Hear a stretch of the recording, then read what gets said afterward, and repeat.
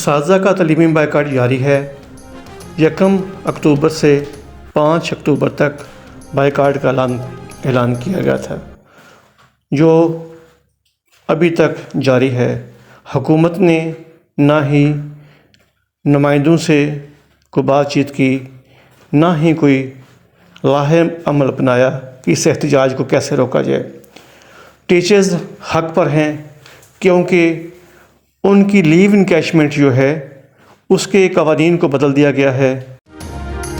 تمام اساتذہ اس بات پر متفق ہیں کہ اگر حکومت ہمارے ساتھ ڈائلاگ نہیں کرتی تو ہم اپنا تعلیمی بائیکاٹ جاری رکھیں گے، اسکولوں کی تالہ بندی جاری رہے گی، اور اگر ہمیں سڑکوں پر آنا پڑا تو ہم والدین اور بچوں کو لے کر سڑکوں پر رہیں گے۔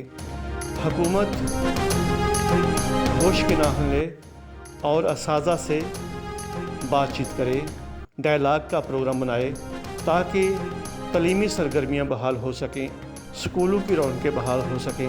اگر حکومت مخلص ہے، اگر حکومت چاہتی ہے کہ ملک میں افراتفری نہ ہو، تو ان کو چاہیے کہ اساتذہ قائدین سے رابطہ کرے، ان سے مسائل کا حل پوچھے۔ تمام مسائل نہ ہی صحیح، لیکن کچھ مسائل ایسے ہیں جو حل طلب ہیں، تاکہ اساتذہ مطمئن ہوں اور اپنے اسکولوں میں جا کر تعلیمی سرگرمی کو جاری رکھ سکیں۔